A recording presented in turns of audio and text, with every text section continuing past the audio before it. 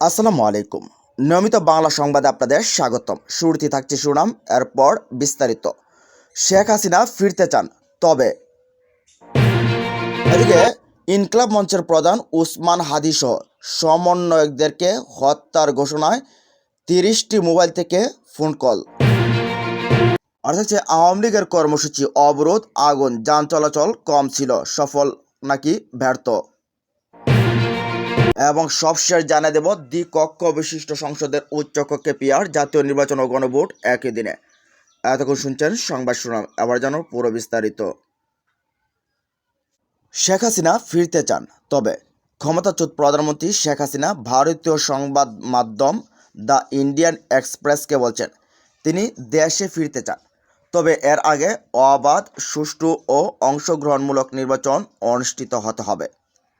দিল্লির এক অজ্ঞাত স্থান থেকে দেয়া সাক্ষাৎকারে শেখ হাসিনা বলছেন, এখানে আমি স্বাধীনভাবে দিন কাটাতে পারি, যুক্তিসঙ্গত সীমার মধ্যে যা ইচ্ছা তা করতে পারি। শেখ হাসিনা বাংলাদেশের বর্তমান পরিস্থিতির জন্য অন্তর্বর্তী সরকারের প্রধান ডক্টর ইউনূস মোহাম্মদকে দায়ী করেন। বলেন, উগ্রপন্থী ইউনূসকে আন্তর্জাতিক পরিসরে ব্যবহার করছে। অভ্যুত্থান সম্পর্কে হাসিনা বলেন, বিক্ষোভ ছিল শান্তিপূর্ণ, হঠাৎ করেই তা অন্য রূপ নেয়। এটা ছিল মূলত সরকারি চাকরিতে কোটা প্রথার প্রতিবাদে। তাদের সব দাবি মেনে নেওয়া হয়েছিল, কিন্তু একটি উগ্রপন্থী গোষ্ঠী আন্দোলনকে সহিংসতার দিকে নিয়ে যায়।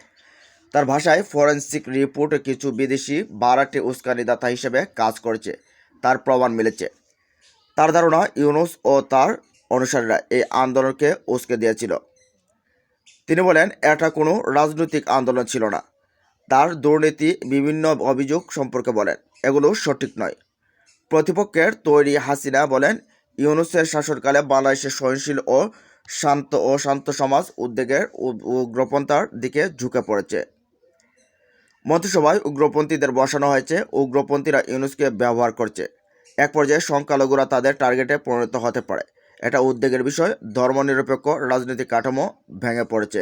শেখ হাসিনা আরও বলেন, আমি দেশে ফিরব যদি অংশগ্রহণমূলক একটা নির্বাচন হয়। সেই নির্বাচনের মাধ্যমে যদি যে ক্ষমতা যায়, তখন আমি ফিরব। আমি দেশে ফিরতে চাই। আমি আমার দলকে নিয়ে, দলবল নিয়ে দেশে ফিরব। আবার আওয়ামী লীগ জেগে উঠবে, আওয়ামী লীগ আবার সচল হবে। সবগুলো ষড়যন্ত্রের নস্যাৎ করা হবে এবং যেরকমভাবে অন্যায়ভাবে আমাদের উপর নির্যাতন করা হয়েছে, প্রত্যেকটা বিষয়ের হিসাব নেওয়া হবে।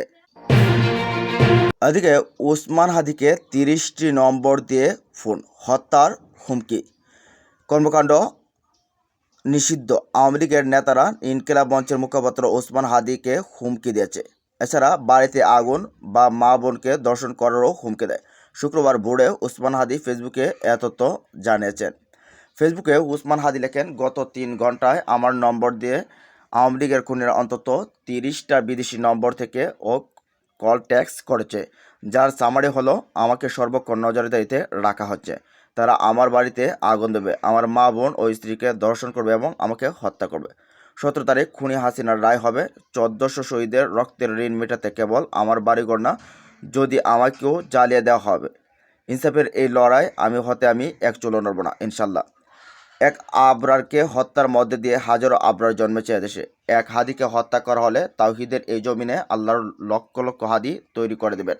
স্বাধীনতার এই ক্ষুব্ধ স্বরকে কোনো দিন রুদ্ধ করা যাবে না।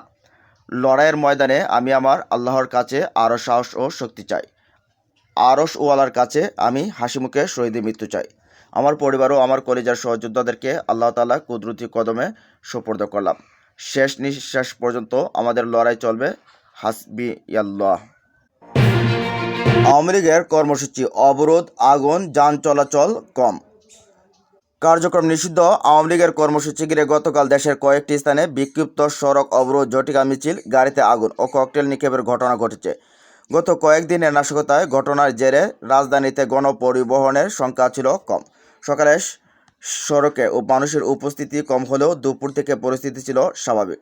কার্যক্রম নিষিদ্ধ আওয়ামী লীগ কর্মসূচি ডাকলেও রাজধানী ঢাকার কোথাও দলটির নেতাকর্মীদের কর্মসূচি পালনে মাঠে নামতে দেখা যায়নি। পথে পথে আইনশৃঙ্খলা বাহিনীর তল্লাশি, পাশাপাশি মোড়ে মোড়ে পাহারায় ছিলেন বিএনপি, জামাত সহ অন্যান্য রাজনৈতিক দলের নেতাকর্মীরা। যাত্রী সংখ্যা কম হলেও ঢাকা থেকে দূরপাল্লার যান চলাচল করছে। তবে ভোরে ঢাকার বাইরে ফরিদপুরের ভাঙ্গা এক্সপ্রেসওয়েতে ও খুলনার মহাসড়কে গাছ ফেলে অবরোধ করেন স্থানীয় আওয়ামী লীগ নেতাকর্মীরা। এ সময় ওই সড়কে কয়েক ঘন্টা যান চলাচল বন্ধ ছিল। খবর পেয়ে আইনশৃঙ্খলা বাহিনী ও বিএনপি নেতাকর্মীরা ঘটনাস্থলে উপস্থিত হয়ে যান চলাচল স্বাভাবিক করে। এছাড়া ঢাকা, মুন্সিগঞ্জ, টাঙ্গাইল ও গোপালগঞ্জের অন্তত ৫টি যানবাহনে অগ্নিসংযোগ ও ককটেল বিস্ফোরণের ঘটনা ঘটে। এদিকে কর্মসূচিকে ঘিরে রাজধানীতে ৪৩ জনসহ সারা দেশে ১৯২৩ জনকে গ্রেফতার করেছে আইনশৃঙ্খলা বাহিনী। এর মধ্যে বিভিন্ন মামলার আসামি হিসেবে ১,০৭২ জনকে গ্রেফতারের তথ্য জানিয়ে পুলিশ দপ্তর। রাজধানীর চিত্র সকাল থেকে রাজধানীর বিভিন্ন সড়কে যান চলাচল ছিল তুলনামূলকভাবে কম। প্রধান সড়কগুলোতে গণপরিবহন চলাচল করলেও ব্যক্তিগত গাড়ি ছিল সীমিত। রাজধানীর যাত্রাবাড়ি, গুলিস্তান, শাহবাগ, সায়েন্সল্যাব, গাবতলী সহ বিভিন্ন এলাকার চিত্র একই রকম দেখা যায়। এদিকে ঢাকা বিশ্ববিদ্যালয় শহর রাজধানীর বিভিন্ন মোড়ে বিএনপি, জামায়াত ইসলামী আন্দোলন সহ খেলাফত মজলিস ও এনসিপির নেতাকর্মীরা সতর্ক পাহারায় ছিলেন। পরিস্থিতি নিয়ন্ত্রণে রাখতে রাজধানীর গুরুত্বপূর্ণ মোড়ে পুলিশ, র্যাব ও বিজিবি সদস্যদের কঠোর অবস্থান দেখা গেছে। প্রতিটি মোড়ে তল্লাশি চৌকি বসিয়েছিল আইনশৃঙ্খলা বাহিনীর সদস্যরা। এদিকে আওয়ামী লীগের কেন্দ্রীয় কার্যালয়ে দেওয়ার ঘটনা ঘটে। আওয়ামী লীগের কর্মসূচি ঘিরে বেশ কয়েকজন আটক করেছে পুলিশ। ধানমন্ডির ৩২ নম্বর এলাকা থেকে সন্দেহভাজন এক কিশোর ও এক যুবককে আটক করা হয়। পরে মুচলেকা দিয়ে কিশোরকে ছেড়ে দেওয়া হয়। এছাড়া গুলিস্তানে আওয়ামী লীগের কেন্দ্রীয় কার্যালয়ের সামনে দুজনকে আটক করে পুলিশের কাছে সোপর্দ করেছে বিক্ষুব্ধ জনতা। পাশাপাশি কেন্দ্রীয় কার্যালয়ে দুপুর ১২:৩০টার দিকে কিছু পরিত্যক্ত ব্যানার ও ময়লা আবর্জনা জড়ো করে আগুন দেয় বিক্ষুব্ধ জনতা। মিরপুর ১৪ এর সেকশন থেকে ২টি ককটেল নাইম নামের এক যুবককে আটক করেছে পুলিশ। ওদিকে রাজধানীতে নাশকতার চেষ্টা ও জটিকা মিছিলের সঙ্গে জড়িত আওয়ামী লীগ ও সহযোগী সংগঠনের আরও ৪৩ জন নেতাকর্মী গ্রেফতার করেছে ঢাকা মহানগর গোয়েন্দা পুলিশ ডিবি। এ তথ্য জানান ডিএমপির মিডিয়া অ্যান্ড পাবলিক রিলেশনস বিভাগের উপকমিশনার ডিসি তালেবুর রহমান। লকডাউন ঘিরে ঢাকা, মুন্সিগঞ্জ, টাঙ্গাইল ও গোপালগঞ্জের বুধবার রাত থেকে বৃহস্পতিবার পর্যন্ত অন্তত ৫টি যানবাহনে আগুন দিয়েছে দুর্বৃত্তরা। রাজধানীর পল্লবীতে বুধবার রাত ১২:১০ দিকে স্বাগতার সড়কে পার্কিং করা অবস্থায় ট্রাস্ট ট্রান্সপোর্ট সার্ভিস নামের একটি বাসে আগুন দেয় দুর্বৃত্তরা। কমলাপুর রেল স্টেশনের সামনে রাত ২:৩০টার দিকে দাঁড়িয়ে থাকা একটি লেগুনায় আগুন দেওয়া হয়।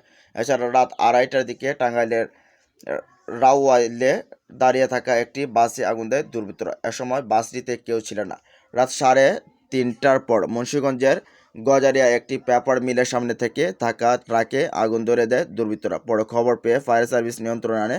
বৃহস্পতিবার ভোর ৪:৫টার দিকে গোপালগঞ্জের গণপূর্ত কার্যালয়ের সামনে থেকে থাকা একটি পিকআপ ভ্যানে আগুন দেয় দুর্বৃত্তরা।